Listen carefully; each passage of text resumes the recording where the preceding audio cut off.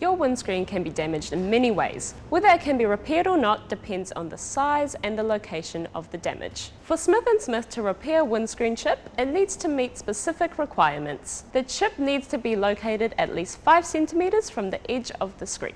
If the chip is in front of the driver's side and is a star shape, it needs to be smaller than a $1 coin or 15 millimeters across for it to be repairable. This includes any cracks shooting off the main chip.